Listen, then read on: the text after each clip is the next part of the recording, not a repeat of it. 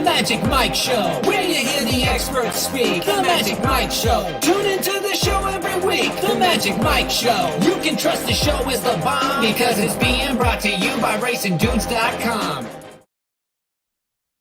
What's up, everybody? I'm Magic. And I'm Mike. And this is the Magic Mike Show, episode 5. Are you hearing other stuff in the background? I just heard our sound.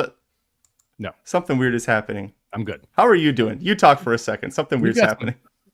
Magic's got voices in his head. Huzzah! There we go. I figured it out. Huzzah! Yeah, I'm so sorry. You want to start that over? No, we're fine. No, we're fine. I'm going to blame it on Aaron. I was going to do a congrats to Valerie Husso, huzzah, because he had his daughter flew back from the international game. Since you're in all Red Wings garb there, give him some props there for having his first kiddo. Yeah. Well, I'm watching the Red Wings game right now. It's been an interesting one. I'm happy in the sense that my best bet today for dudes who bet daily was Red Wings Senators over 6.5, and that cashed halfway through the second period. Because Husso wasn't there. The Senators went up 4-0. Then Detroit came back 4-4, and now they're about to end overtime. They spent the entire third period not scoring, and now overtime's going to go that way. So there you go. I'm having a frustrating yet okay day. Not going to lie. We're already hitting the White Claws here, prepping for date night. But the bombs were live to, I think it was $16,000 and $20,000 in the last race at Aqueduct, and did not get the trip I wanted from the 5-horse Heart and Soul. Ended up 3 wide both turns, didn't go to the lead, and they went 50 to the half. So that was a little frustrating, especially since the third pick won the last race, and the late pick 5 paid $10,000. So frustrating there, but did go 9 for 9 in tournaments today because both of my prices won. So that is a positive. However, it would have been nice to get that late pick 5 home. Well, I'm sorry it didn't work out for you, but I was telling Aaron before we came on that I got a really good feeling about this one. I know last week, if you Frankensteined our tickets like Chris Oldfield did, you would have cashed in on this pick 5. And I know that technically the ticket that I gave out would have cashed at the Breeders' Cup because Primogevic scratch replaced her with Idiomatic, but I didn't feel good celebrating that one because I didn't have Idiomatic on my ticket. I was trying to beat her, so it didn't celebrate that. But I have a really good feeling about this sequence. One of us, probably me, will cash, and Frankenstein Mike stuff onto mine, and you can really cash. Yeah, I'm playing a $5 ticket. This is not what I'm going to call an overly difficult sequence when you look through it on paper. Yeah, Doc's $432. Thanks for the text. Cash. Yeah. Thanks, Doc. Appreciate it. I mean, you got to give him props. Plays big tickets, but gets big prices home. So you got to love that. Finished well behind me in tournaments today, so we got to at least mention that. You know, I think it finished with like 100, and he was at the $60 mark or so. So, just got to at least bring that one up, Doc. If this sequence, I think is one you can go after. I'm playing a $5 ticket. I'm going to take a shot against your single. I am using your horse, but I'm going to take a shot against it in the $5 ticket to try and inject a little bit of value here, baby, because we'll talk about the spot. I think it's really interesting how quickly the horse is coming back, and then just the situation of the race as well, because I think that makes a big difference in it. Yeah, the field sizes aren't great like we've seen with other Del Mar stuff, but it's kind of that weird doldrum. We're in the middle of the meet, and a lot of the horses in the field sizes they're waiting for the end of the meet, right? We're on Thanksgiving week, so we're a week off. This is kind of that weird spot, but it doesn't mean we can't make some good money here. Mike's you have a $5 ticket as well as a 50 center, is that right? I do, yeah. See, this to me is one of those sequences where if you like if you're willing to take a shot against one of the favorites, you can go a little bit shorter in the other races and see if you can get a nice score home. Because if you can get a $5 ticket home and the thing pays, $300, that's $3,000 off a $5 ticket. So this feels like one of those sequences. It's going to pay somewhere between $200 and $500. And so I'm willing to take a shot with a $5 ticket. Why? What did the math confuse you there, Magic? No, Michael Austin was talking. I think he's talking about Sunday's card at Del Mar. I was like, Royal Slippers. Yeah. Oh, race 2. I thought he said leg 2. Yes, race 2. Yeah, I know what he's talking about there. Okay, sorry. No, the math. I was trying to trying to pay attention to what was going on in the chat. That never works out well. Yeah, no, multitasking is not your strong suit. Well, what is my strong suit? It's hosting this show when I'm not trying to multitask. The Del Mar late pick 5. For Saturday, that's going to be November 18th, the week before Thanksgiving. Let's get into it, buddy. Rise up.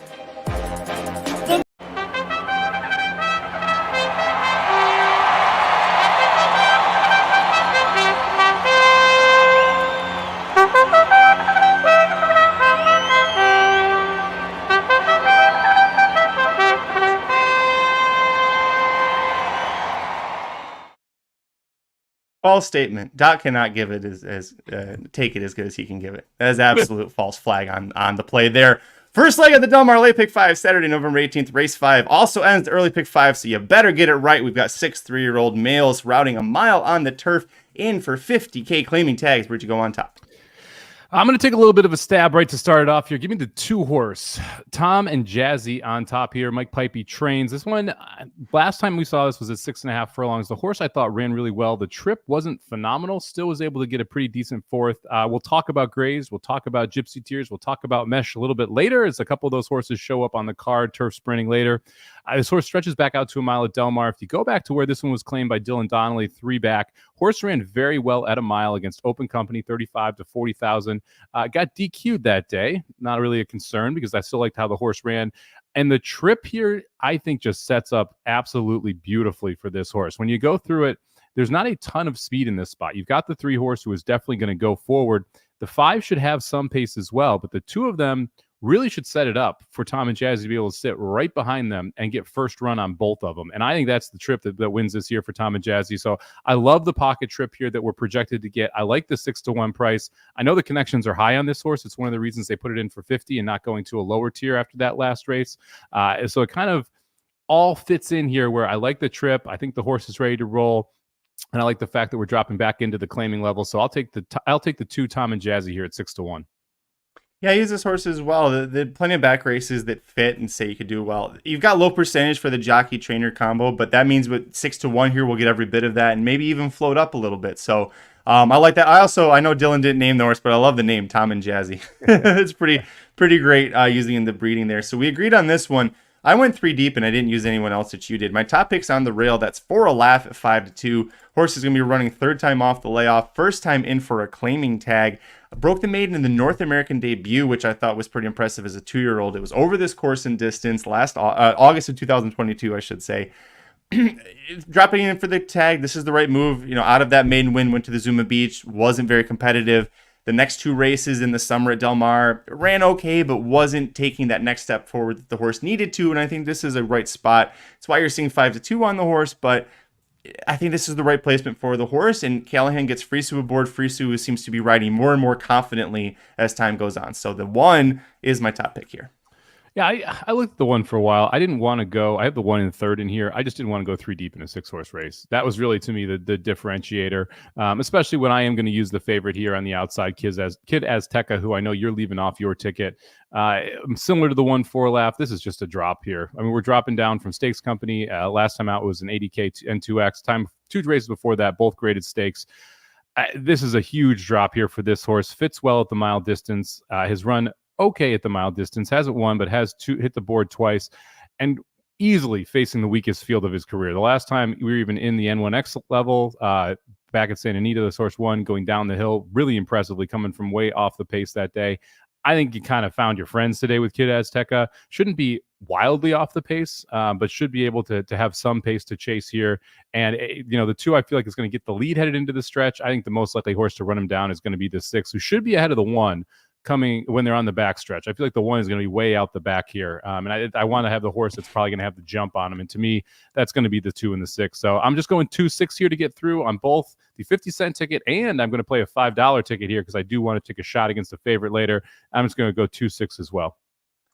I think that the 6 is better as a 1-turn horse. His 2 wins, 6.5 furlongs and 6 furlongs. A lot of his better races in his career were 5 furlong sprint there. He's been okay, and it is a huge class drop there, but I think especially being a sharp Azteca out of a midnight loop mare, that the class stripe will help him. I don't think it's going to be enough to get him there as the favorite. But he's also first-time gelding. He's got Juan Hernandez. Just Peter Miller, man. I would prefer to play him if he was a turf sprinter, because that to me is Peter Miller's best angle. Sorry, go ahead. I don't hate that idea. The Hernandez switch was key to me, though. I mean, if you look at when Juan Hernandez rode this horse, he's ridden him 5 times now, 2 wins, a 2nd, a 3rd, and a 4th. I mean, every single time he's ridden him have been the best races we've seen from Kid Azteca. So it feels like he knows the horse well, and a lot of those were around 2 turns as well. So not as worried about the 2-turn side, especially with Hernandez getting the call here. Last horse that I'll talk about that I'll use, 3rd one, number 5, Low Expectations at 5-2, returns to the turf, where this horse made his first 4 starts. 3 of them were at a mile. 2 of them were over this course. Both of those I thought looked pretty good for what they were. He ran okay 2 back versus 50K starter allowance horses, so he's kind of dropping back down into the claiming level here. In that race, he was beginning to make his move in the turn, and then he had to tap on the brakes because of some traffic issues that were happening to him, and that just ended up, he lost his momentum, had to restart, and just kind of ran in place in the stretch, and really that's what kept him from at least getting third. I don't know that he was going to be up there with the top 2 horses, but I think he definitely for sure would have gotten third. Last out was on the dirt. I thought it was a pretty sneaky good effort because he contested a pretty hot pressured pace early, and then he got collared by the horse that was in last, and the horse just blew by him in the end because he was out of gas. But the horse that was pushing him on the front end ended up being last in that race. So low expectations, held on for second. The return to turf here, I don't love the 5-2 price, but it's a 6-horse field. You're not going to get to it. If you get a price in a 6-horse field, that horse is bad. Well, I mean, that's why I like the 6-1 on Tom and Jazzy. Yeah, the price here was the problem for me. This horse has never been under 15-1 on the turf, and now you're getting 5-2. And that to me was a little bit of an issue. Horse needs the lead. I feel like the 3 is 100% a send horse, which makes it harder for low expectations to win. And you mentioned that race, the last one out, it was a 5-horse field. I'm not going to take too much out of that dirt effort, even if he is able to hang on for second, just because of how short that specific field was. So, I'm not a big time guy, but if you look at the time, that 134-1 for the mile, I mean, you look at Kid Azteca, the last mile he ran at Santa Anita was 132-3. And they were both, one was 4 lengths off the lead, the other 5. So a pretty big gap in that as well. So I couldn't get to low expectations, especially at the price. Second leg of the late pick 5 at Del Mar on Saturday, November 18th. Race 6, the first of 3 Cal-bred races. This has got 2-year-old Cal-bred maiden male sprinting 6 furlongs on the dirt. And of the 8 in here, you've got a single. Who is it? Yeah, let's go to the outside. Jarama, like drama, but Jarama. Drama on the outside to me makes a ton of sense here. Yak Teen just missed with this horse first time out. Was able to beat another horse in here, stay on the fence, who's your second choice on the morning line. That horse wasn't able to get the lead, wasn't able to catch it. That horse went on to run in a stakes race, was close to the pace, but then got beat by Magic Spoon, who was, by the way, the horse that was in the first race between these two. I look through here, and this just isn't a bunch of world beaters. And that really was the bottom line for me, is that I would love to be more creative here, but sometimes you just got to eat the chalk and move along. And to me, this is a spot to just eat the chalk and move along. So I'm going to single the 8 here in both the 50 cent and the $5 ticket. I think the biggest threat's the 2, who this horse has already waxed. And if I was going to look at a horse I think can jump up, it's the 7. And I just don't think that horse is going to be able to improve enough to be able to compete with the top 2 here. Ran 4th behind them last time, lost to Stay at the Fence the time before that. So we'd really need to find another gear. And I think that's going to be a struggle. Also, like the fact that Drama in the first race did not break on top, was 4th early on in that race, broke out of the 8 posts out of 9 horses, was 3 to 5 wide, and then he was able to kind of get the job done after that and just end up getting run down by Magic Spoon, who, like I said, is a very good horse. So willing to take a short price here on the 8 to just move along. I almost at one point thought that I would single this horse, and if I was going to go cheaper, I went deeper in the first 2 legs here because it just ended up being a pretty short ticket for me, but I could definitely see singling here. You got an upgrade from a good bug boy in Torrealba to Vasquez, who's 31% in the last year riding for Yak Teen. Magic Spoon winning that 7 furlong Cal-bred stakes. That was Breeders' Cup Friday undercard. That was a superb race. I'm going to use the 8 here as well. I went to a 3 deep here, and I was hoping, I haven't seen him in the chat for a few minutes. I'm hoping he didn't leave. Yeah, I'm using your boy, Jay Dutton. This is my second horse. The new shooter, Yellowstone TV fans, there you go. This horse has got really good breeding for win early success. The Sire Smiling Tiger won his first 2 starts at age 2, including a sprint stakes. The Dam won twice at 2, including her debut. Finished her 2-year-old campaign winning a mile-long dirt stakes at Remington Park. Only had one older sibling that's gotten to the races. Do you remember Tut's Revenge at Canterbury Park? This is Tut's Revenge's younger half brother. Multiple stakes winner at Canterbury Park, 1 stakes at Prairie Meadows. Personally, I picked that horse. I think every single time he's been available for me to pick on a Magic Mike show. I love Tut's Revenge. But I also did have a note here because I know that he would know whether or not I should use this horse. Ask Michael Austin. Should I use Jay Dutton? He said use this horse. So I am going to absolutely use Jay Dutton. And then a last horse on for me, you talked about him, the 7 Stolen Treasure. This race to win it requires probably a mid to high 80s time form. The only horses that have run a figure like that or could make a sensible jump up without a huge improvement is the 7 and the 8. The 2, no. The 2's ceiling is like a 78, 80 time form. The 7, I think, possibly could jump up there. It wouldn't be a huge surprise. And then the 4 is the new shooter. So I went with the 7 as the last horse on, I think about the last horse on my ticket. Has been somewhat competitive, just is going to need to take a step forward, like you mentioned. Yeah, I mean, I like I said, I picked the race 8-7-2. If I was going to put a second horse in, it would be the 4, which is ironic because a lot of times you're like, what? You picked but if I was actually going to put an extra horse here on the ticket, make it more expensive, the beauty of using the 4 is that it is that kind of unknown factor, right? I kind of feel like the 8 already covers the 7 and the 2.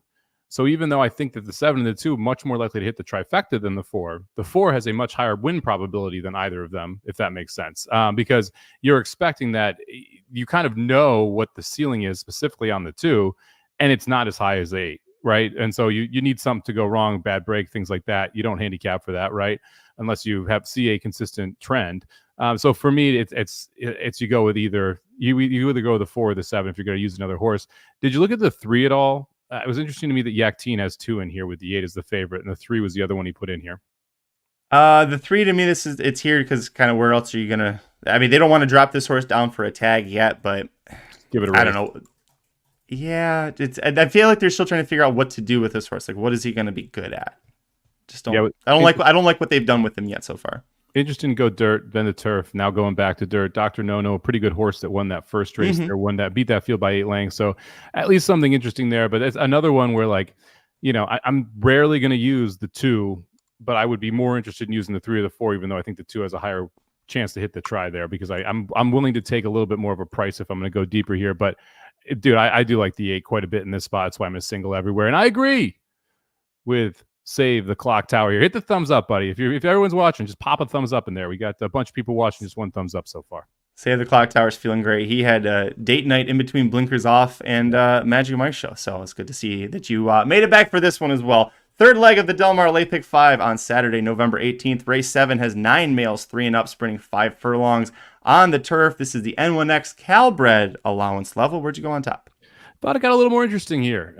You can kind of go to some prices if you want. I'm going to play, like I said, a $5.50 ticket. 2 horses here are going to be for the $5 ticket. Not getting overly creative in this spot. I'm going to put the 8-horse double jab on top. Love the fact that Pratt picks up this mount after breaking the maiden first time turf sprinting over this Del Mar turf course at this distance. Looked phenomenal doing it too. Was able to rate, which I think is a big deal. Was broke out of the 1 post that day. Not an easy spot to break out of the first time you're on turf. Was able to sit off the pace and then be able to basically just demolish these horses down the lane, won by open lengths. Now getting back on the turf again, I think this is a good spot as well from a speed perspective. You've got multiple horses that want to be forwardly placed. So you're going to have pace to chase here. And because of that, I think it's going to set up very, very well for the 8-horse. So I'll put the 8 double jab on top at 5-2. And then I'll use one of those speed horses. Give me Booksmart, the 5-horse here, who had run pretty well. Actually, I'm going to change that. I don't like Booksmart that much. I'm going to go with the 7 Mish as the other horse here, who's going to be also coming from off the pace right outside of it. Just missed the Gypsy Tears, the 1 last time, but had a significantly worse trip doing so. The 1 was on the pace the entire time. Well, Mish had to come from off of it and kind of had to weave around some traffic in the stretch, and that was going down the hill. I think the 5 furlong is going to fit this horse a little bit better. So I'm going to start out here with 8 and 7. I definitely agree with you on the 8 as the top pick. I'm against the 7. It's worth noting the 7 and the 9 both they should race in here, but they're both also eligibles in the last race Friday, November 17th at Del Mar. Same class level, but it's a mile on the turf, and that to me kind of says that the 7 and the 9, along with looking at their past performances, 5 furlongs might just be too short for them. If this is Santa Anita 6.5, I think it's fine. I think it's a good spot. I'm worried that 5 is a little too short. The 7 tried 5 furlongs once in his first time facing winners, but was never really involved with that. The better turf race was coming down the hill at 6.5. And out of that 5 furlong sprint, we went back to the dirt and we went a mile with Mish. So that to me, kind of when it's D'Amato doing that, when Del Mar's got a turf race you could have probably used, like that worried me. But you are getting free suitor ride second back. So I understand using the 7. And like I said, the 8's my top 8. The 5 Booksmart is my third pick. So we can transition to talking about him, even though you don't like him. I don't know. Maybe you took him off your ticket. Now you didn't seem like you loved him that much. But no, I picked the 7 second. It was 5-1, and my brain wrote down 5 instead of 7. I got you. Okay, I do that so many times. I understand. Booksmart, he's 3-1, and It's a hard price to take on a horse that doesn't really have the turf success to kind of back it up, but he's won 3 straight. The last time out, it was beating Kalleward allowance horses on the dirt, going 6 furlongs. That was literally 4 days ago. This horse is doing so well that Bob has, after claiming the horse, runs him back protected in that Kalleward allowance and went, shit, he's still really good. Let's try him back on the turf. It might not work, but this horse is in the absolute perfect form compared to anyone in this field. Arguably the 8 is right there as well, but he is at least consistent and has been, showing up with different, it's showing up with consistent efforts at different distances. I just hope that translates to the turf, but he's doing so well. And then we put the Candyman on him, and the Candyman rides a turf horse or a speed horse as well as anybody. So I am going to use the 5 book smart despite the 3-1 price. Yeah, going to be gunning right from the start. The 2 turf efforts just left something to be desired for me. I mean, because it's like, and the thing is the last 2 races, 21 and change, 43 and change, that is blazing fast over the dirt course. The turf races, we saw 22, 23 and 1, and this horse quit off both of those. I'm worried this horse just doesn't like the turf. Because if you look at the races around those dirt efforts, you saw similar numbers on the dirt from a speed perspective, but that just could not replicate it on the turf. And we know turf speed and dirt speed, they're 2 different animals. And sometimes it carries over, sometimes it does not. And it just feels like it doesn't here for Booksmart. And on top of that, we're not exactly devoid of speed in this spot either. I mean, I think Booksmart is probably the fastest horse, but there are a couple in here that can go pretty good. So I don't think it's going to be one of those situations where you just inherit an easy lead, which is the easiest way to kind of translate over to be able to get the job done when you're going dirt to turf. Who else did you use in this spot? I only went 3 deep. I used the 3 horse, Rachel's Coach, as the other horse here. Adam King, Kitchenman, training this horse, and you get Hector Barrios, who picks up the mount. Big time jockey upgrade here, going from Maldonado, who you mentioned is speed, right? I like picking up Hector Barrios, who's able to get horses to relax a bit more, able to sit off a little bit more. I think you're going to see a pretty good trip here from Rachel's Coach. If you look at the race 2 back, 5 furlongs over this Del Mar turf, broke out of the 10 post that day. So it was wide that entire time. Still, I thought held on extremely well to be able to end up running 3rd in a race that is pretty competitive. You go 2 back, the horse, I thought faced a pretty good field, even for the $50,000 claiming level there at Del Mar. Kind of made a push and then faded off, but again, was in the 9 of 9 post that day. So the 2 times we've seen this horse turf sprinting, both of them toward the outside. Now we're drawing more toward the inside. I think get a favorable trip here for Rachel's Coach. Willing to take a shot here at a big number at 12-1. You didn't like this horse because you, on debut, was 4th out of the gate and finished 3rd. And hasn't passed a horse really since then. So if this horse isn't on the lead, I don't see how this horse wins, is my concern. I mean, broke 2nd won the race when he broke its maiden. Okay.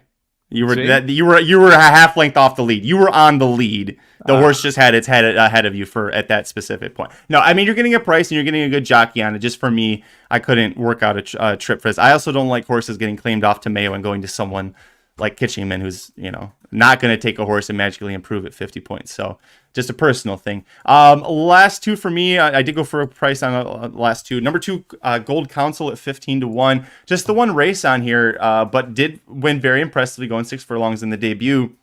Super long layoff, but we were coming off of an eternal layoff for that debut. So not too worried about it. You see the 47-1 gate work for the last work was November 12th, so 4 days ago here. A jockey upgrade to Gio Franco off of Ryan Curatolo. Franco was Motorius's jockey that got him into the Breeders' Cup Turf Sprint. And he's worked really steadily since August, so I'm not too concerned about the layoff. If he can fire, I think he's going to have plenty of pace potentially to run into if the 5 gets pushed. So I like the 2, and then I also like the 6 cribbage board. Absolutely love the game of cribbage. I love the jockey upgrade here. But boy, I also hate this class bump in the surface switch. So I'm getting 10-1, but if I thought that this horse would be anything in the single digits, it wouldn't be on my ticket.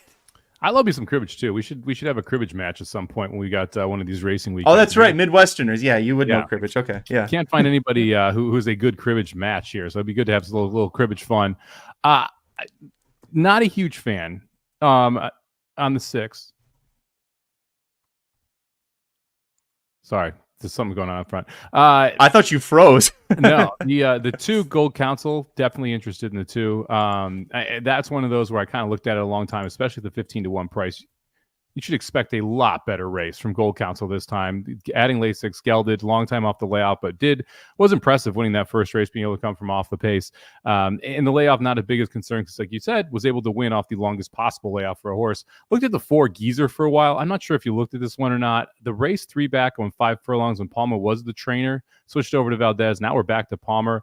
That race kind of fits with these. And if we can improve off that, I think there's a world where Geezer is a threat here as well. I didn't end up putting the 4 on the ticket, but that would have been my next one on.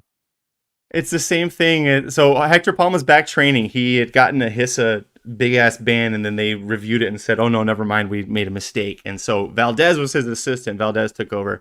I love Hector Palma when he's dirt training. Hector Palma is like... You hate the turf. I like him, but I hate him when he's got a turf horse. He's an automatic fade on turf for me. Automatic fade. Yeah. Apparently I pulled that freeze pretty well. A lot of people thought I froze. Yeah, I did. Well, you didn't even like blink or move. Like usually if you freeze or thinking, like you at least are like, or there's like a little facial thing. Like I can see that you're thinking. No, you flat out froze. Like the dog started barking, like really angry barking. And I hear my wife yell, Lily, are you okay? And so I'm like, oh shit, what happened? And so I was like, And so I was trying to... No, all the dad red flags are going off. I understand. I'm like, okay, all right, I can keep talking about horses now. Everything's fine. Penultimate leg of the Late Pick 5 at Del Mar, Saturday, November 18th. Race 8 is the Cary Grant Stakes for older Cal-bred males, sprinting 7 furlongs on the dirt. We had 9 entered, but you see here on the screen, number 5, Fast Draw Munnings will scratch. And you also see that my single, the number 7, the Chosen Blond, 4-5 favorite. We just saw him 2 weeks ago in the Breeders' Cup Sprint at Santa Anita running 5th. You are using him on your 50-cent ticket, but I know you're trying to beat him with your $5 ticket. Yeah, look, I know he's probably the best horse in the race. I get that, but I'm going to take a little bit of shot against him here. I'm going to go with the 6-horse Big City Lights to try and take him gate to wire. The one thing, okay, this is 7 furlongs, which I think is the worst distance for the Chosen Brawn. Just 1 for 4 at the distance. The horse is 13 for 18 lifetime. So if you're going to find a weakness here, I think the 7 furlongs is where you try and poke holes in it. And if you're going to beat him, I think you take him gate to wire because he doesn't have a ton of early pace here. And in this spot, you kind of look around. It's like, okay, Moose Mitchell has some early pace, but he's like 23, 45-ish early pace, right? You go around, there's really no one else that wants to heat it up all that much early. I guess inside Principe Carlo could try and make it a little bit hot up front early too. But to me, this is Big City Lights, who's going to be able to either A, get loose, or B, sit right behind the 1 and have a better trip than the Chosen Brawn going 7 furlongs. And I don't love how fast this turnaround is. I mean, this horse you mentioned, it was in the Breeders' Cup Sprint. That was like 2 weeks ago, man. Like we're talking like 14 days off between races here. It just seems like, what are we doing if we're trying to fire this horse right back this quickly? And I get it. There's not a ton of spots for him, blah, blah, blah, blah, blah. But if you think the horse is that good, it's really a Breeders' Cup Sprint type horse. $100,000 state-bred stakes race isn't exactly where I'm wheeling him back in 14 days if I'm worried about it. So I'm going to try and get around the 7 and on the $5 ticket. I'm going to use the 6 and the 7 because I do like one other horse here. So I'll go 3 deep in it. But for me, the 5 and the 6 and the 7. But for me, I'm going to single up the 6 Big City Lights and see if we can pull the gate to wire winner over the Chosen Brawn and add some value here when we're going after the $5 ticket. So regarding the Chosen Brawn, trying to figure out where to start first. The Breeders' Cup Sprint, he runs 5th. Off of a layoff, off of over 3 months, we haven't seen the horse, which was a big reason I didn't like him in that race. That he'd been training extremely well. I was like, he's coming off of way too long of a layoff to face these horses. He got beat by 3 of the best dirt sprinters that are currently in training, and then Nakatomi somehow held on. Like, I still don't understand how Nakatomi got 3rd in that race, but other than Mike Smith rode like Victor Espinoza on Speedboat Beach. But before that, this horse won 8 straight races, including this race last year. The previous time that he lost before that was at 7 furlongs, but it was the grade 2 Pat O'Brien.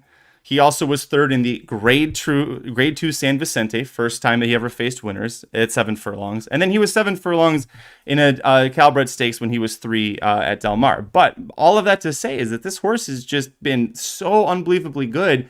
He's coming back after 2 weeks because this is an easy $60,000 paycheck. Like this horse ran roughshod through all the Cal-breds and then won the Bing Crosby because that was what was left for him to do. Like, you can make a good living. You can make over $1 million just running roughshod on Cal-breds. And there's nothing wrong with that. And he's not a top Breeders' Cup horse. He was there because he won the Bing Crosby. He was there because he won the Bing Crosby. And the horse that he barely beat in that, Dr. Schivel, was even worse than he was in that race. So You look at who he was facing, who he's beaten, and you look at this field, and his best competition is a horse that in his last 3 starts barely even sniff the jock of the Chosen Vron in 2 of them. The only time he got close was when he was the shortest distance, 6 furlongs, not at 7, not at a mile, 6 furlongs. So yeah, give me the Chosen Vron to win this race easily as my single. Well, we will see on Saturday, my friend. The difference with Big City Lights here, off the long layoff late in the 4-year-old season. So Chosen Vron was a 4-year-old running against a 3-year-old back then. Now you have a 4-year-old, so you're going to have a fully mature Big City Lights versus a fully mature Chosen Vron. So that does make a pretty big difference. And I'm just not willing to take the price delta because when they actually go off, Chosen Vron yes. 1-5, 2-5, 2-5, 2-5, and Big City Lights will be 3-1, 9-2, 7-2, 4-1, somewhere in that range. Yes. So I'm getting what 10x on the 5 or on the 6 to the 7. I don't think it's 10x likely that the Chosen Vron wins this race and Big City Lights doesn't. So I'm willing to take a little bit of a shot with Big City Lights, who I think is going to be a better version at 4 than 3 because most horses are. And had Mandela not an issue off the layoff. Hernandez get a very good jockey. I mean, to me, I think Big City Lights fits all the bills to try and pull the upset here on the Chosen Vron, who's going to be heavily, heavily overbet. Doc says he's going to bounce. How do you bounce from a 5th place finish? Like, you bounce up. Not down, you bounce up. That was arguably his second best race of his career. Oh, bullshit. What do you mean bullshit? How is getting 5th beaten 5 1/4 lengths? He won a grade 1 race. Yeah, with a worse buyer and a worse time for him. No, his time form was 119. His time form for the Breeders' Cup was 114. Okay, so his time form. He got a 118 3 back. He got a 122 5 back. He got a 116. 113. There's plenty of races that are better than that 114 from the Breeders' Cup Sprint. No, Byers disagrees. Only 2 of his races have ever been better than his Breeders' Well, Cup. Byers are bullshit like the Associated Press is full of shit, okay? Papa Dude said it. It's true. Well, if Papa Dude said it. That's true. You went 3 deep. Let's get back on track. You went 3 deep here, right? I went 3 deep. I like the 4 horse a little bit here. Lovesick Blues is my other horse in here. We're getting a big number on it, 12-1. Rispoli picks up the mount. You get a pretty big jock upgrade. He's ridden this horse twice before, first and a third in those 2 rides. Horse has got a decent second here over the Delmar course as well. This one is the, hey, if it collapses, I think Lovesick Blues can pick up the collapse horse. And that's really the only reason I'm adding this horse on here. But I think we'll excel at the 7 furlong distance. Has never run there. If it gets too hot early and the Chosen Vron doesn't fire, I'll take Lovesick Blues as the horse that picks everything up. So I'm going to go 4, 6, 7 here on the 50-cent ticket. Man, it's the horse that I love to hit the board. I don't know if he's good enough to win when you've got the 6 and this. By the way, I fully admit 6 is a very talented horse. Definitely deserving of a second choice here. Between the 6 and the 7, between the 6 and the 7 being in here, I think it's gonna be hard for the 4 to take that step forward. But there is a world where he could win it, and the 6.5 furlong wins, like you mentioned back earlier in the year, were really nice. So the right trip. The right move. You got the jockey up again. No shot to Torrealba, but he is a bug, and it's Rispoli. So, he's a crash genius, but he can ride on the dirt. This is a swing, but I also want to try and if you're gonna make money off this pick 5 on the cheaper ticket, you got to go against either the 8 or the 7 here. The 8 in the second leg of the 7 here. I like the 8 more than I like the 7 here. So that meant I was going to try and beat the Chosen Vron. And I'm going to try and do it with a price as well as the horse I like the most. So that's where we ended up with the 4, 6, 7. Like I said, in the $5 ticket, I'm just going to single up the 6 because, again, if Big City Lights wins, that $300 to $500 pick 5 range for the $5 ticket is like right in there. We're talking we could go maybe to the top end of that range, look at a $500 pick 5, but having it for $5 means it pays $5,000, right? So that's where you make those adjustments here, and trying to beat the Chosen Vron. It really helps that payout versus having both the 8 as a single or 2 races earlier and the 7 as a single here. Then you might as well be playing 5 singles because it's not going to pay more than $150 if that happens. And you're really having to tighten up your ticket if you want to make it profitable. Yeah, I think we both definitely agree. And I don't think anybody would agree really that the Chosen Vron is most likely single of this entire sequence. And so if you're trying to be contradictory to make like where Mike is going with this, that is the horse that you try and beat with it. So yeah, all great points from you. We got one race left here. The Red Wings lost in. Did they lose in a shootout? I think they lost in a shootout. It's fine. The 5-4 is the final score. It went over 6.5. 5th and final leg of the Del Mar late pick 5. Saturday, November 18th. Race 9 has 10 older males sprinting 5 furlongs on the turf. They're in for either 25,000 or 22,500, claiming tags. The 9 Westward Look will scratch, which sucks because that was Pratt's horse, but it's great news for the 11 code Charlie because now he draws in from also eligible. There's as many Los Al horses in this as there are actual horses with a chance to win. Mike, who did you go with on top? I'm going to go with a shipper here. It's an interesting ship and win horse because this horse has been in California quite a bit, but then got claimed, went to Laurel, went to Charlestown, Gulfstream for a while, Delaware, Monmouth. Now we're coming back here, and that's the 6-horse Solardi. Sweezy brings this one in for Rockingham Ranch. Rispoli takes them out.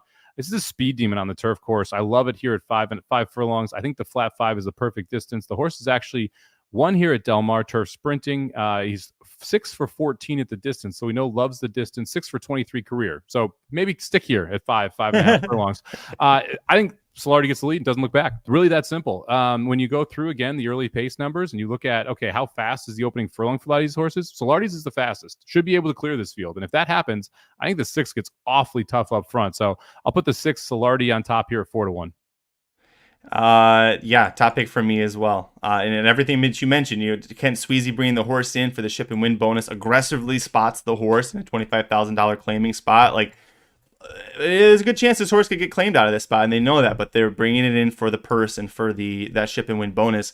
And biggest concern might be a speed duel with the 3, not that the 11's in here. But I still think he's the fastest early, and we're putting Rispoli aboard. And as someone mentioned, as Save the Clock Tower just mentioned, he's a grass genius. Like, I'm not worried about Rispoli giving this horse the proper ride. I know that he'll do it. So I'm with you on that. I also went with I went very chalky here because I really just hated a lot of these. I went with the 4, Give Me the Loot at 5-2 as second choice.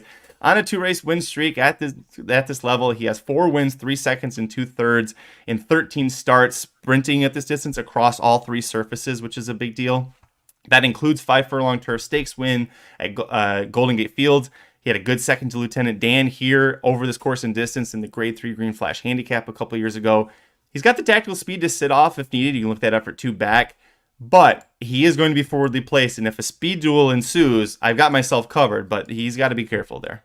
Yeah, I like Giving the Loot as well. It's going to be my other horse on the $5 ticket for all the reasons you mentioned. I mean, just a really logical horse. Should sit a nice trip. I think the speed duel actually helps this one a little bit because I do think we're trying to sit, let's call it 3rd or 4th in this spot versus trying to be right on it like we were in the last 2. Fuller field this time. If you look back to like some of the races this horse has run against full fields, you're seeing the horse run from off the pace a little bit more, even at the mile distance when you look 4 back there. So I like the 4 quite a bit here. Has looked very good since switching back to turf sprinting and jumping into the Papa Duermo barn. 3rd pick for me, I'm going to go to the horse that I think is the one that if this thing falls apart has a good shot at being able to run him down, and that is the 7 Perfectionist. Sadler, Fesu, good combinations here. Lost last time to Give Me the Loot, but I thought actually ran a pretty good race and was a tough trip as well, going 6.5 furlongs at Santa Anita. Was stuck on the rail, had to then swing outside on the far turn. I think you're going to get a much better trip here, being able to break from off the rail, especially with the route that you're going to try and take. Has races that fit the bill here. When you look back to the past races when we were running in the N2X level, both at Santa Anita and Del Mar, has a win over this course, 2 for 3 at the distance. So kind of checks all those boxes for me. You get a 5-1 price. So the 7 was my 3rd pick here. Did you use Perfectionist? That's my 3rd and final horse. And actually the 4th one you used was the I left off. It was my 4th up. But there's so few horses in this race that like to pass. You know that the 7 Perfectionist is going to want to pass horses. The back races say he could win it. It's tough. This is not a great race because it's a 25K claimers, but I really think that this you outlined it perfectly. Last out 6.5 furlongs. Give Me the Loot also had things his own way up front. He's not going to have that in this spot, and that's how I think he's able to turn the tables on him. My one concern, I'll have your take on this, he was 19-1 that race. He's 5-1 here. Was it more that he was unfairly ignored at 19-1, or is this too much of an overreaction to him missing second by a nose? I think it was more he was unfairly ignored, especially in that 7-horse field. I think that, the other part of it is like, I think his chances to win this race are significantly better than the last, even without the last on paper. If you go back and you look at it, it's a 7-horse field with a speed dominant horse that's better than you, right? Like that's not an easy route to win. In this race, you've got a much more speed, setting up better for a horse who's coming off it, who ran on the grass last time, now get a second time in a row on the grass versus switching from dirt to turf. This is third off the layoff or second off the layoff. You're expecting a fitter horse here as well. So there's a lot of things that changed from that race to this race that I think all benefit the 7 and kind of are negatives against the 4. And that's a big time why. I think a big reason why I think the 4 was such a short price and 7 was a longer price. So this is one of those spots where, the prices changed, but I'm not as worried about it because the factors that changed all support the fact that Perfectionistic should be a shorter price here in this spot versus what we saw last time. So it makes sense to me why we're using the horse, obviously, because I picked it. So I'm going to go 4, 6, 7, and then I'm going to throw Maven on. Is the last horse on my ticket here. The 10 horse, I think we all know this horse because this is one of those that was supposed to be awesome for Wesley Ward, kind of never really turned that corner. But this horse, I mean, as recently as 3 back, ran a 90 buyer, which would crush this field, right? And there's a ton of speed here. We'll see if it's fast enough to be able to get the lead. Really ran poorly last time against Give Me the Loop, breaking from the rail. But that was mainly because the horse jumped across the dirt. Like, if you go back and you watch that, Maven had no interest going 6.5 furlongs and crossing over the dirt to get onto the turf. Now we're going 5 furlongs. I think it's go here, and we'll see if you're as fast as the 6. And if you are, and Maven somehow clears, then Maven's a real threat to win this race because the talent is there, the consistency is not. But now we're against $25,000 claimers, and if you run back to any of the races I could point to, you win. Like, there are 5 races on the page for Maven that win this race, and one of them's in this barn. One of them is turf sprinting in this barn. So to me, I'll take a little bit of a shot here at 8-1 with Maven as well, who not overly high on, but I feel like is the wild card of this race. You talked about the 4 horse, the first time starter in the second leg, as kind of the wild card because we didn't know what we were going to get, the unknown. Maven's kind of the unknown because Maven's best race wins. Most of Maven's races don't. But if we go back to that good one, that is the one that gets the job done. So I'll go end up with 4, 6, 7, 10 here. Like I mentioned, this was the last horse, or my 4th ranked horse in this race, and it didn't make the ticket for me. I just couldn't see a realistic world in which he gets to the lead and wins. But you outlined it perfectly. That's how he gets there, because he does not pass horses. But if he breaks well, say the 6 stumbles or has an issue or whatever, things happen, right? It's horse racing. So the horse, it does fit, and you're getting a good price, and you're carrying, aside from the Bug Boy horse, the number 3, who's 1 pound lower, you're carrying low weight because you're in for that 22.5 tag as well. So reasons to like the 10. I almost said 9 because he'll be breaking from post 9, but reasons to like the 10 just didn't make my ticket, but I totally understand why he's there. Yeah, one of the last horses on my ticket. But again, I just has the races, and sometimes, especially at that level, at that 25K level, things go wrong. Sometimes you just have to be able to point to 1, and I can point to like 5. So willing to take a shot there at 8-1. Well, I'll point down below. Thanks for joining Mike and I for the Magic Mike Show 512, covering Del Mar's Saturday Late Pick 5. Below is the ticker with our tickets for this card, or for this sequence here. I'll start off for 50 cents. I'm going to go 1, 2, 5 with 4, 7, 8 with 2, 5, 6, 8. Single to 7 and 4, 6, 7 to close out. $54 for my ticket. Start with your 50 center, Mike. Yeah, I'm going to play 2 tickets. The 50-cent ticket's going to be 2, 6 with 8 with 3, 7, 8 with 4, 6, 7 with 4, 6, 7, 10. Then I'll play a $5 ticket. 2, 6 with 8 with 7, 8 with 6 with 4, 6. That'll cost you $40 for $5. Boom, and you can Frankenstein Mike and I's 2 50-cent tickets for really not much more money. I think it still would definitely keep your 50 cent under $100. The way that we have our things lined up there. But if you are playing, regardless if you agree with us or not, please put your tickets down below in the comment section. If you're live here on YouTube, tell us what you guys have been doing a great job of, but tell us what your tickets are. We love to hear from you. We can get out of here, Mike, but before we do, let's see, it's Thursday. What's happening? It's the weekend before Thanksgiving. It feels like, even with the field sizes here, it's just we're waiting. We're kind of in a wait mode. So what are your Thanksgiving week plans? We're gonna go into Phoenix to see the family. So get to go down there. I'll be in Vegas for the weekend. Kind of excited to see the F1 down there, see what that's like. All the locals absolutely hate it. Nice. But yeah, F1's gonna be there for the weekend. So excited to kind of hear those cars zooming around and see the looks and everything. It looks like a video game. There was someone who literally filmed the course as they drove through it. It just looks like it's going to be really cool with all the lights on and everything. Yeah.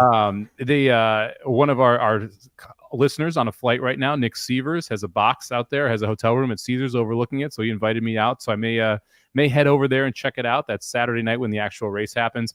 But they are like locking down all the streets around it. So it is going to be a nightmare getting around that city. So I may just stay. I'm staying down in Old Vegas essentially, so not on the Strip. So I may just stay down there and watch the race on the screen. But we'll see what happens. But it should be a fun weekend to be there, and then headed to Phoenix for Thanksgiving. How about yourself? That's awesome. Well, I was gonna make a joke about how the weather finally dropped below 80 degrees every day here. So you're gonna go to Phoenix for Thanksgiving. We're going. Actually, my parents are coming to town. They actually land Thanksgiving afternoon from Oregon, and then they'll be here for the long weekend. But we're going. This was their idea. We're going to take Colson to Legoland. So he loves Legos. We feel like he's 2.5. He's at the perfect age to go there. And we got a suite. So instead of us getting separate hotel rooms or something, we got a suite, which will be interesting because my parents usually when they visit like to stay elsewhere so that they're not around a kid all the time. So now they're forced to. So we'll see how that goes. Even when they're here, like when we're not Legoland, they're staying with us. So they're going to have to be around it all the time. But I'm looking forward to it. It'll be a lot of fun. Yeah, the in-laws got an Airbnb in Phoenix, and so it's going to be us with my sister, with my wife's sister and her 2 sons, and so it's going to be a lot of people in one house. So we'll see how that turns out. But I bet it's going to be a good time. Yeah, Legoland, good call, man. That is going to be a blast. I have friends who are like our age who love going to Legoland. So you're going to have a very good time there. You have to send some pictures. They have like some really cool like skyscapes of like New York City with the Legos all built up and everything. They've got a big Lego train that I'm sure Colson's going to be really into. So it should be a fun way to spend the Thanksgiving holiday. Yeah, we've never gone. None of us have ever been there before, so we're excited. And yeah, with the Thanksgiving holiday, hoping it'll slow down. We'll be there Friday and Saturday, so hoping it won't be as crazy busy. But however you spend Thanksgiving, thanks for spending this Thursday with us. We'll of course be off next Thursday. Are you gonna be? Do you want to do a show Monday? Are you gonna be available for that? I can't remember what your travel is. We'll decide. We'll figure out if there's a carryover or something. If not, we'll take it off. There'll be a Magic Mike show Monday. We'll figure out what it is and if Mike's able with travel and all that to make it, but we'll have something here. So we'll be back here Monday. Make sure you check out the website. We're going to have, Del Mar's the big focus this weekend. So we got the Bob Hope Stakes on Sunday. The card for that just came out. Nisos is in there. I predicted after he won his maiden. I was like, oh yeah, there's your Bob Hope Stakes winners, Nisos right there. So tune in to see him do that Sunday. And of course, visit racingdudes.com for free picks every race, every day, every track across the country. And the Somobombs, which didn't hit the late pick 5 at Aqueduct, but you've been doing pretty good so far. Yeah, we cashed the early pick 5, early pick 4, but they didn't pay a lot. It was like $300, something like that. So you paid for the day, but man, oh yeah, I wouldn't like to have an extra $300 in my pocket today. Sure, why not? Being alive going to that last race for 14 and 18,000, man. Those are the ones that you're like, come on, and there's been the last couple we've been alive for, we have not gotten home. So hopefully we can make it happen. But yeah, we'll be at Aqueduct and Del Mar all weekend, and hopefully we can crush a big pick 5. Well, until next time, follow us on Twitter. I'm at Chris Code. He's at Somobomb18, #1 to rate Corporal Roads at Racing_Dudes. And until Monday, I'm Magic. And I'm Mike. Thanks for all the kind comments. We'll see you guys next week. The Magic Mike Show, where you hear the experts speak. The Magic Mike Show. Tune into the show every week. The Magic Mike Show. You can trust the show is the bomb because it's being brought to you by RacingDudes.com.